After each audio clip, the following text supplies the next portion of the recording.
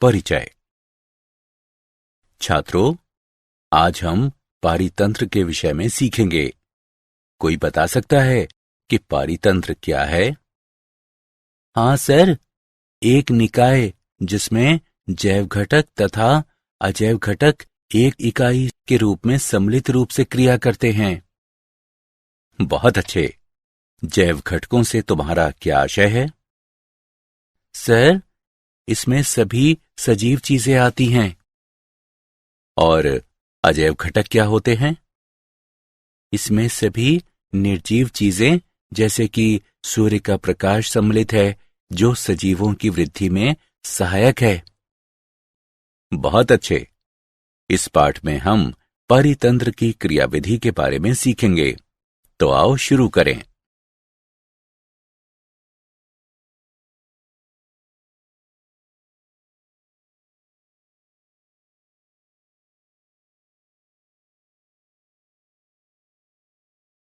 उद्देश्य।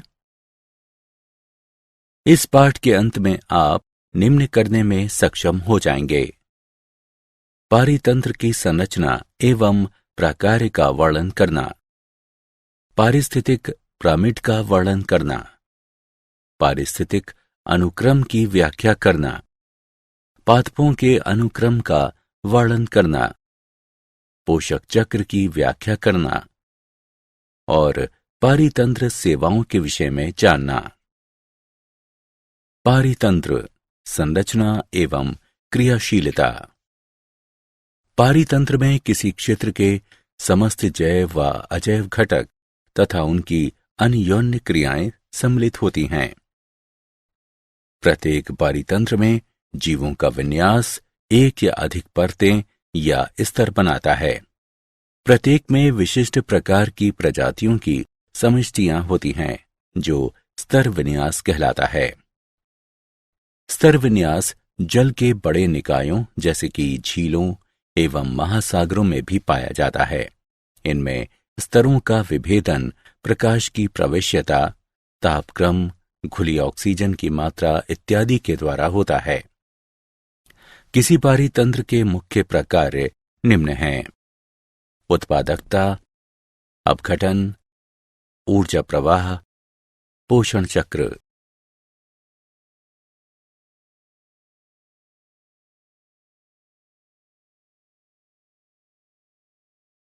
उत्पादकता। प्राथमिक उत्पादकता वह दर है जिस पर ऊर्जा को प्रकाश संश्लेषक तथा रसायन संश्लेषी स्वपोषियों द्वारा कार्बनिक पदार्थों में परिवर्तित किया जाता है। इसे भार प्रति ग्राम वर्ग या ऊर्जा किलो कैलोरी प्रति मीटर वर्ग के रूप में व्यक्त किया जाता है। जैव मात्रा के उत्पादन की दर उत्पादकता कहलाती है। इसे प्रति ग्राम वर्ग प्रति वर्ष के रूप में परिभाषित किया जाता है। उत्पादकता को सकल प्राथमिक उत्पादकता यानी जीपीपी तथा नेट प्राथमिक उत्पादकता यानी एनपीपी में विभाजित किया जा सकता है। किसी क्षेत्र या निकाय में उत्पादकता की कुल मात्रा सकल प्राथमिक उत्पादकता कहलाती है। कार्बनिक पदार्थ की एक निश्चित मात्रा का उपयोग उत्पादकों के जीवन हेतु श्वसन आदि में उपयोग कर लिया जाता है और अवशेष बचने वाली मात्रा नेट प्राथमिक उत्पादकता यानी एनपीपी कहलाती है। उदाहरण के लिए, पादप द्वारा उत्पादित जीपीपी की एक निश्चित मात्रा इसके अपने श्वसन हेतु उपयोग कर ली जाती है। एनपीपी बराबर जीपीपी माइनस श्वसन में क्षति हुई ऊर्जा। प्रति इकाई समय तथा क्षेत्रफल पर पोषितों की जैव मात्रा में बढ़ोतरी की दर द्वितीयक उत्पादकता कहलाती है। प्राथमिक उत्पादकता पोषक तत्वों तथा विविधा पर्यावरणीय कारकों पर निर्भर होती है।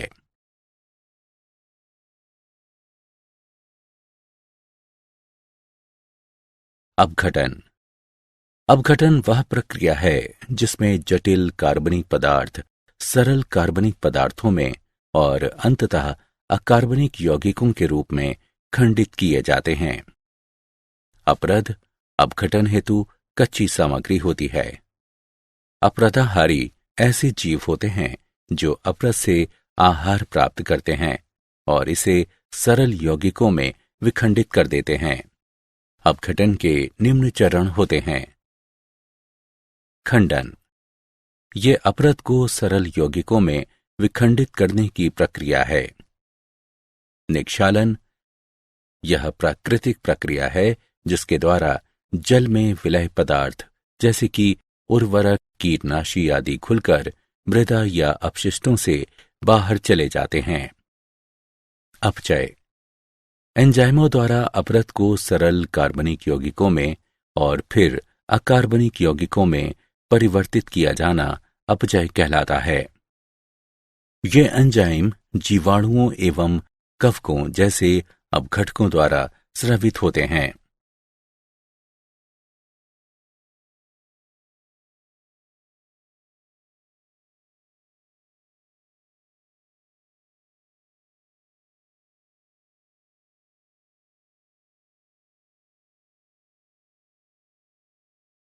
अपघटन के चरण। ह्यूमिफिकेशन, ह्यूमस बनने की प्रक्रिया ह्यूमिफिकेशन कहलाती है। मृत तथा सड़ते जैव पदार्थ को ह्यूमस में विखंडित करने वाले जीवाणुओं से अन्योन्य क्रिया द्वारा मृदा में ह्यूमस बनता है। निर्मित होने वाला ह्यूमस अपघटन की दर को कम कर देता है। खनिजीकरण, ये वह प्रक्रिया है जिसमें कुछ सूक्ष्म जीवों द्वारा ह्यूमस का पुनः खंडन किया जाता है और अकार्बनिक पोषक तत्व मुक्त किए जाते हैं।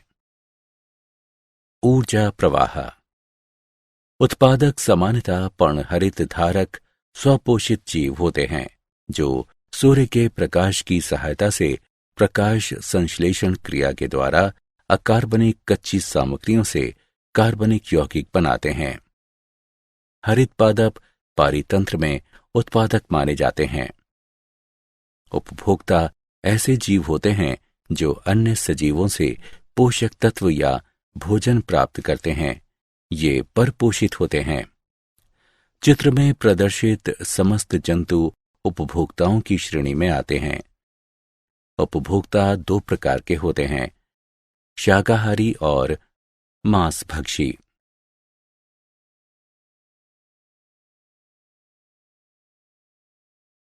शाकाहारी, शाकाहारी शाकाहारी पादपों से सीधे अपना आहार प्राप्त करते हैं।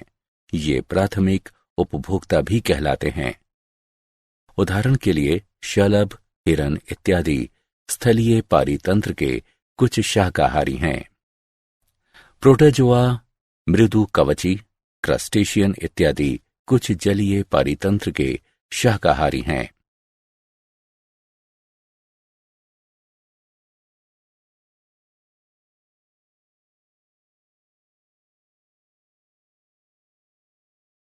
मांसाहारी, मांसभक्षी।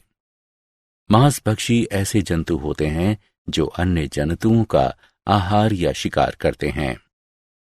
शाकाहारियों से आहार प्राप्त करने वाले मांसभक्षी प्राथमिक मांसभक्षी या द्वितीयक उपभोक्ता कहलाते हैं, जैसे कि मेंढक, पक्षी, लोमड़ी, बिल्ली इत्यादि। जो जंतु प्राथमिक मांसभक्षियों से आहार प्राप्त करते हैं वे द्वितीयक मांसभक्षी या तृतीयक उपभोक्ता कहलाते हैं, जैसे कि उल्लू, मोर, चीता, शेर इत्यादि। द्वितीयक उपभोक्ताओं का कुछ बड़े मांसभक्षियों द्वारा शिकार कर लिया जाता है। ये तृतीयक उपभोक्ता कहलाते हैं।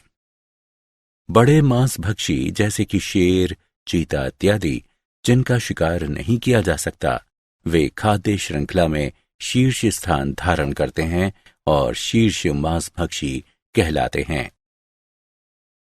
पादपों एवं जंतुओं दोनों का उपभोग करने में सक्षम जंतु सर्वाहारी कहलाते हैं, जैसे कि मनुष्य। अपमार्जक मृतोपजीवी सूक्ष्म जीव जैसे कि जीवाणु और कवक इत्यादि होते हैं, जो उत्पादकों तथा उपभोक्ताओं के मृत शरीरों व उनके कार्बनिक अपशिष्टों से अपना भोजन प्राप्त करते हैं। अपमार्जकों को प्रायः उनके छोटे आकार के कारण सूक्ष्म उपभोक्ता भी कहा जाता है। स्रोत से पादपों में ऊर्जा का स्थानांतरण, जो सजीवों की एक श्रृंखला के माध्यम से आहार लेने और आहार बन जाने की प्रक्रिया द्वारा होता है, वह खाद्य श्रृंखला कहलाता है। चारण खाद्य श्रृंखला सदैव हरित पादपों से आरंभ होकर तृतीयक उपभोक्ता स्तर तक जाती है और हरित पादप सौर ऊर्जा को अवशोषित करने वाले पहले सजीव होते हैं, जबकि अपरद खाद्य श्रृंखला अपरदहारियों से आरंभ होती है। इस खाद्य श्रृंखला में जीवाणु और कवक प्रथम होते हैं। किसी पारिस्थितिक समुदाय में खाद्य श्रृंखलाओं का अन्योन्य संबंध खाद्य जाल कहलाता है।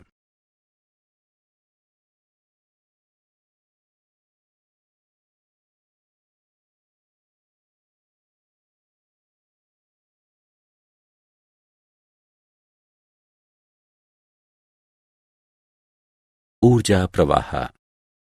पोषी स्तर। खाद्य श्रृंखला में अपने आहार संबंधों के अनुसार जीव एक स्थान ग्रहण करते हैं जो उनका पोषी स्तर कहलाता है। सूर्य तथा पोषक तत्वों से ऊर्जा उत्पन्न करने वाले पादप प्रथम पोषी स्तर पर होते हैं। इसके पश्चात पादप खाने वाले शाकाहारी द्वितीय पोषी स्तर पर आते हैं। तीसरे स्तर पर प्राथमिक मांसभक्षी आते हैं, क्योंकि वे शाकाहारियों को खाते हैं। चौथे स्तर पर द्वितीयक मांसभक्षी आते हैं, क्योंकि वे प्राथमिक मांसभक्षियों को खाते हैं। विभिन्न पोषी स्तरों में किसी दिए गए समय पर उपस्थित सजीव सामग्री की मात्रा स्थित शस्य कहलाती है। उत्तरवर्ती पोषी स्तरों के साथ ऊर्जा प्रवाह की मात्रा घटती जाती है। उत्पादक सूर्य की ऊर्जा का केवल एक छोटा सा अंश आबद्ध करते हैं और शेष अप्रयुक्त ऊर्जा प्रायः ऊष्मा के रूप में विसरित हो जाती है। उत्पादकों के सकल उत्पादन या सकल प्राथमिक उत्पादन यानी जीपीपी में आबद्ध ऊर्जा का भाग उनकी स्थित शस्य श्वसन के रखरखाव के लिए और शाकाहारियों को भोजन उपलब्ध कराने के लिए किया जाता है। अप्रयुक्त नेट प्राथमिक उत्पादन एनपीपी अंततः अपरद में परिवर्तित हो जाता है, जो अपमार्जकों के लिए ऊर्जा स्रोत का कार्य करता है। शाकाहारी मांसाहारियों को ऊर्जा प्रदान करते हैं और अप्रयुक्त ऊर्जा अपमार्जकों को प्रेषित हो जाती है।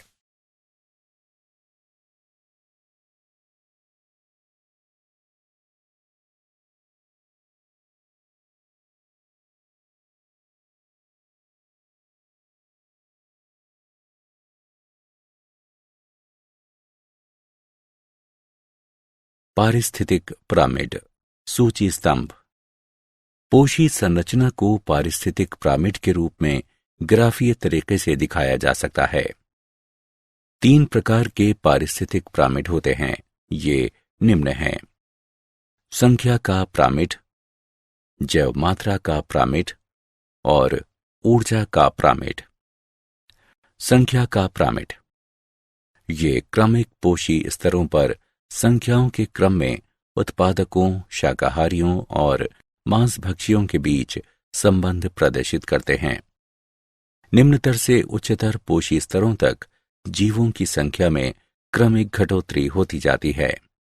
पारिस्थितिक पिरामिड सूची स्तंभ। पोषी संरचना को पारिस्थितिक पिरामिड के रूप में ग्राफीय तरीके से दिखाया जा सकता है। 3 प्रकार के पारिस्थितिक पिरामिड होते हैं। ये निम्न हैं: जैव मात्रा का पिरामिड। जैव मात्रा का पिरामिड ये प्रत्येक पोषी स्तर पर जैव मात्रा की सापेक्षिक मात्राएं दर्शाने वाला ग्राफीय निरूपण होता है। इसमें सजीवों को प्रत्येक आहार स्तर से एकत्रित किया, सुखाया जाता है और फिर भरमापन किया जाता है। ये शुष्क भार सजीवों में कार्बनिक पदार्थों की मात्रा दर्शाता है।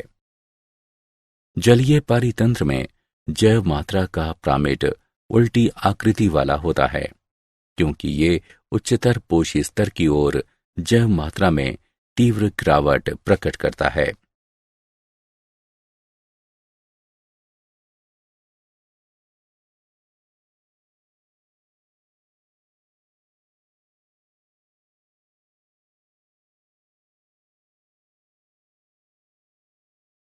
ऊर्जा का प्रामिड।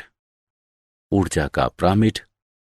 ऊर्जा प्रामिड कभी उल्टे नहीं होते। ये प्रामिड एक पोषी स्तर से ऊपर के पोषी स्तर में ऊर्जा का स्थानांतरण दर्शाते हैं और स्पष्ट रूप से इंगित करते हैं कि उच्चतर पोषी स्तरों के लिए उपलब्ध ऊर्जा की मात्रा निम्नतर स्तरों के लिए उपलब्ध ऊर्जा से उल्लेखनीय रूप से कम होती है।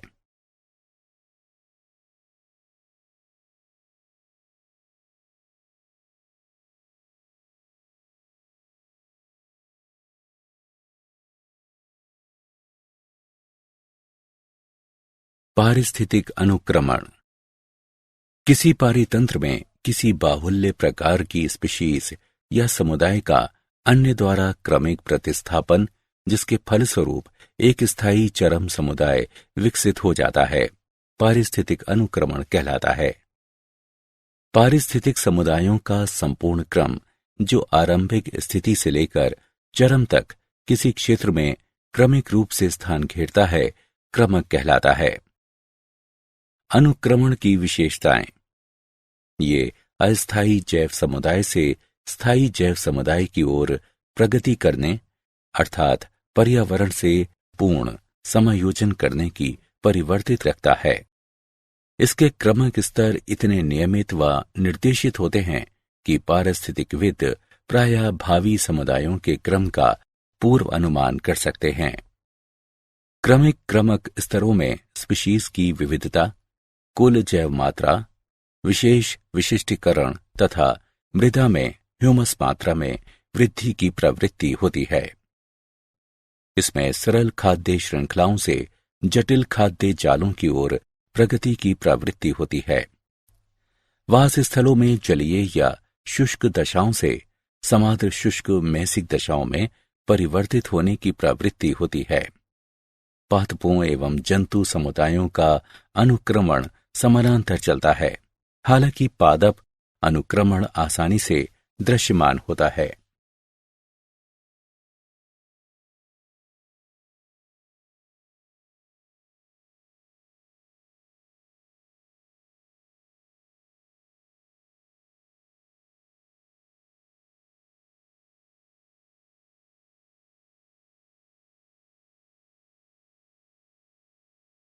पारिस्थितिक अनुक्रमण। अनुक्रमण के प्रकार।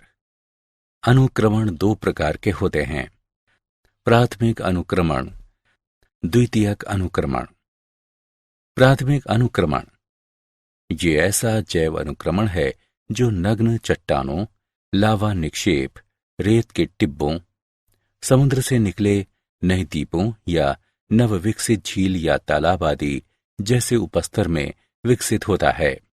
ऐसा उपस्तर प्रथम जीवन या प्रोगामी समुदाय के प्रति विरोधी होता है। ऐसी परिस्थितियों में केवल कुछ सरल तथा कठोर जीव ही जीवित रह पाते हैं। प्राथमिक अनुक्रमण के अनुक्रमण स्तरों का क्रम प्राथमिक क्रमक कहलाता है। हिमनदीय निवर्तन के पश्चात प्राथमिक अनुक्रमण होता है। हिमनदीय निवर्तन के पश्चात नग्न चट्टानें पीछे बची रह जाती हैं। समय के साथ इन चट्टानों पर मॉस और लाइकेन पनपने लगते हैं। जब ये मृत हो जाते हैं तो इनके कार्बनिक पदार्थ अपरदित चट्टान कणों से मिश्रित होकर सरल मृदा बनाते हैं। मृदा बनने के साथ घास और छोटे शाकीय पादप उगने शुरू हो जाते हैं। गहराई में मृदा अधिक जल धारण करती है। क्रमिक रूप से वृक्ष विकसित होते हैं, जिससे परिपक्व मृदाओं पर चरम समुदाय का विकास होता है।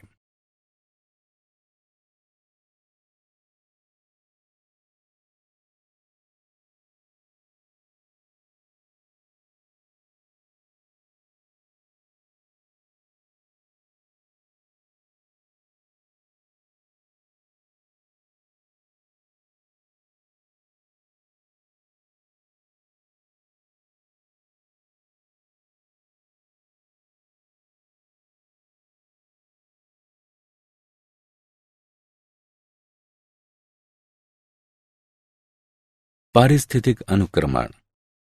द्वितीयक अनुक्रमण ये एक जैव अनुक्रमण होता है जो ऐसे क्षेत्र में होता है जो पूर्व प्रचलित जैव समुदायों के आग, सूखे, भूस्खलन, भूकंप इत्यादि के कारण नष्ट हो जाने के उपरांत रिक्त हो जाता है और जहां कुछ मात्रा में सूक्ष्म जीव व पर्याप्त मात्रा में कार्बनिक पदार्थ बच जाते हैं।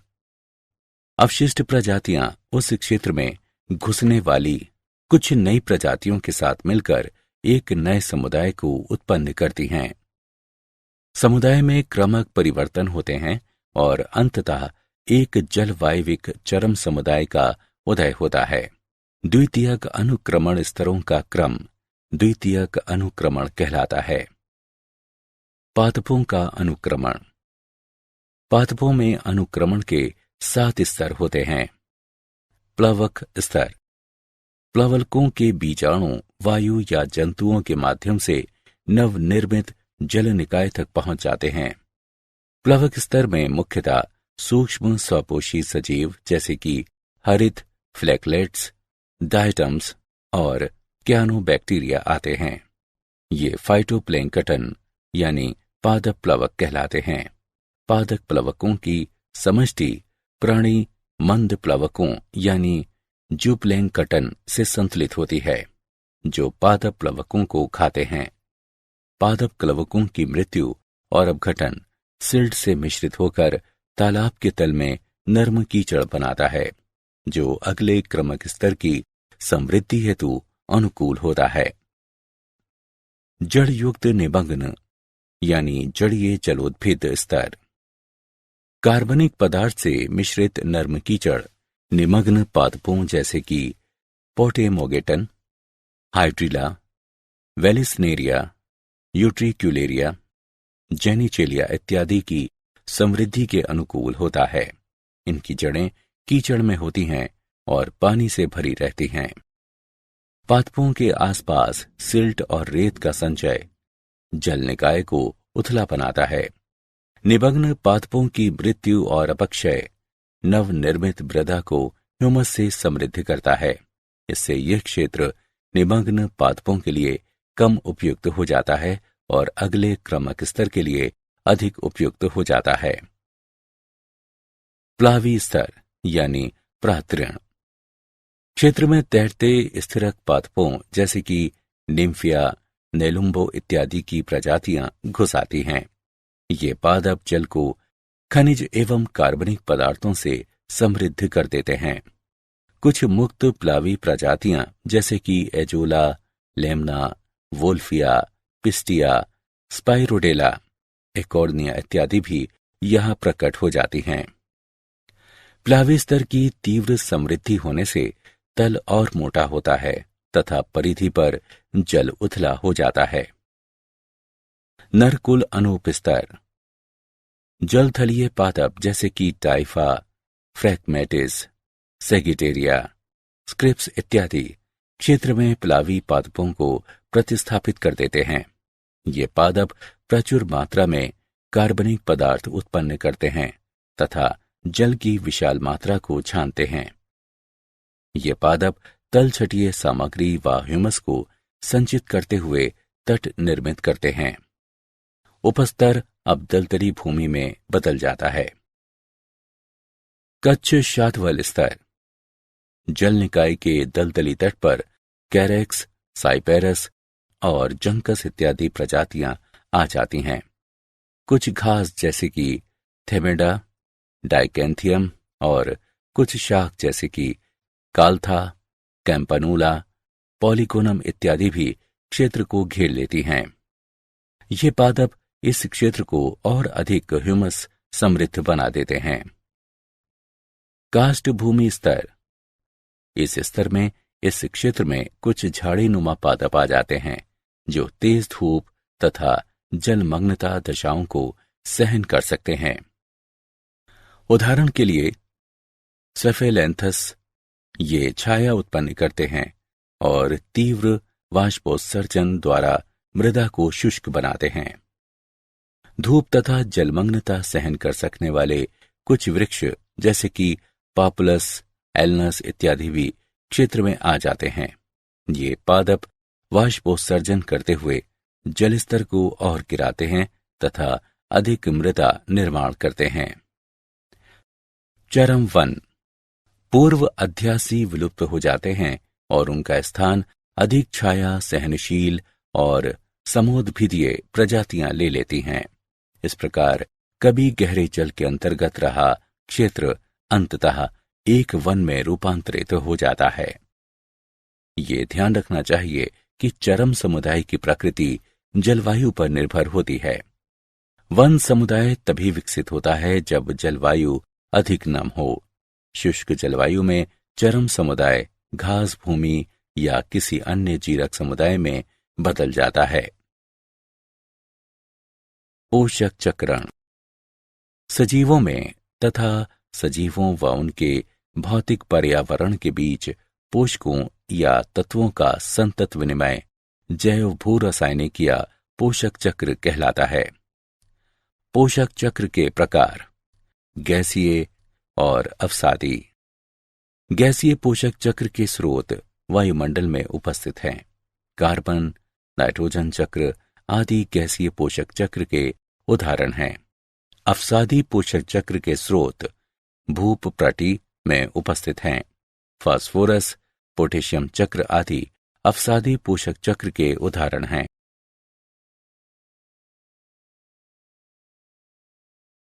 पारितंत्र कार्बन चक्र सभी सजीव कार्बन से बने होते हैं। कार्बन महासागरों, वायु और चट्टानों में भी पाया जाता है। वायुमंडल में कार्बन, कार्बन डाइऑक्साइड गैस में ऑक्सीजन से जुड़ा रहता है। पादप कार्बन डाइऑक्साइड तथा सूर्य के प्रकाश का उपयोग करके अपना भोजन बनाते हैं और वृद्धि करते हैं। समय के साथ पादपों की मृत्यु हो जाती है और वे भूमि के अंदर दब जाते हैं, जो लाखों वर्षों का समय बीतने के साथ कार्बन से बने जीवाश्म ईंधनों जैसे कि कोयले और तेल में बदल जाते हैं।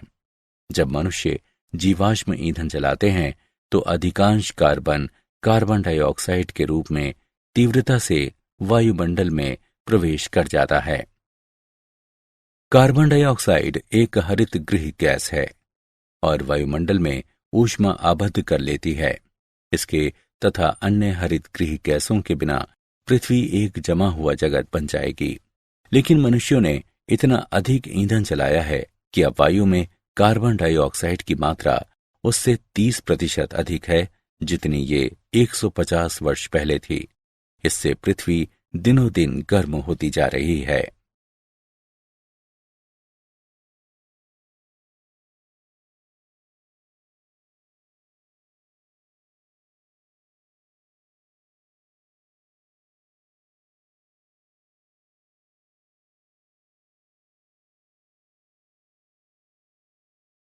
पारितंत्र फास्फोरस चक्र।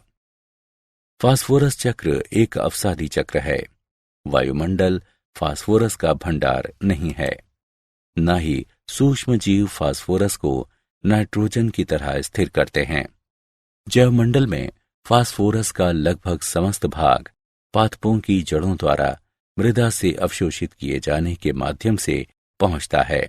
जब फास्फोरस खनिजों से युक्त चट्टानों का अपक्षय होता है तो मुख्यतः Ca5PO4 3OH घुल जाते हैं और सजीवों के उपयोग हेतु अकार्बनिक फास्फोरस का अपेक्षाकृत छोटा भंडार उपलब्ध हो जाता है।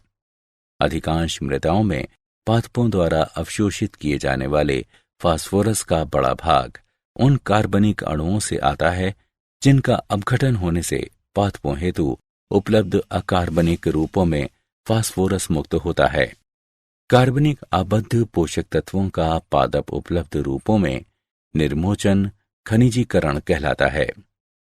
फास्फोरस का उपयोग सजीवों द्वारा ऊर्जा स्थानांतरण में न्यूक्लियिक अम्लों के एक घटक के रूप में तथा जैविक झिल्लियों के संरचनात्मक तत्व के रूप में किया जाता है।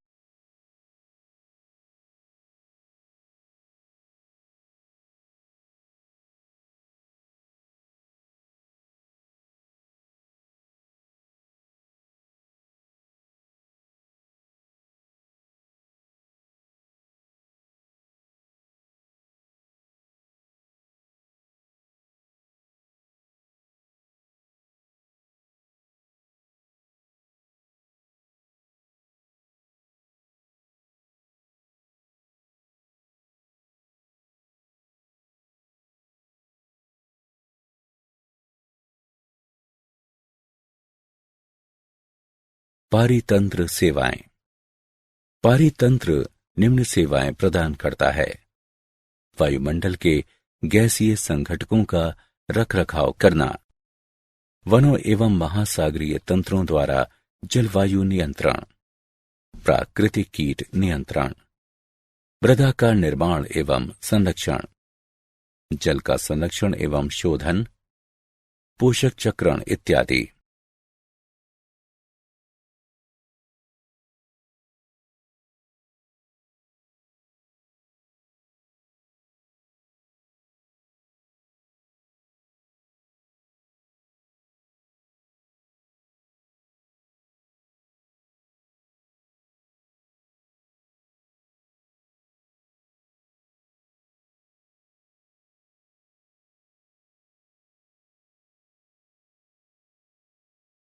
क्या आप जानते हैं 1935 में आर्थर ट्रांसले नामक अंग्रेज पारिस्थितिकविद ने पारितंत्र शब्द प्रस्तुत किया।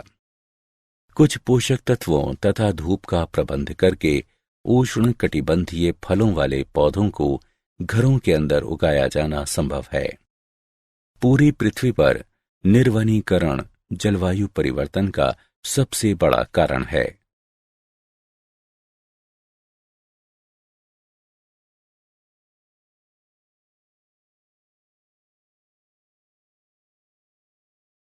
सारांश।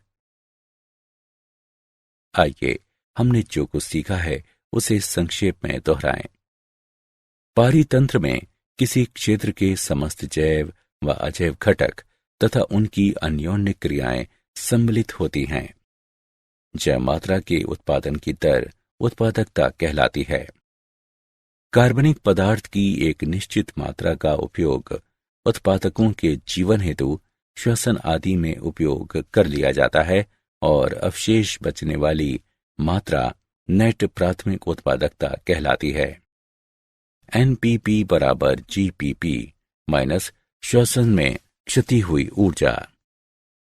अपघटन वह प्रक्रिया है जिसमें जटिल कार्बनिक पदार्थ सरल कार्बनिक पदार्थों में और अंततः अकार्बनिक यौगिकों के रूप में खंडित किए जाते हैं। शाकाहारी पादपों से सीधे अपना आहार प्राप्त करते हैं। मांसभक्षी ऐसे जंतु होते हैं जो अन्य जंतुओं का आहार या शिकार करते हैं।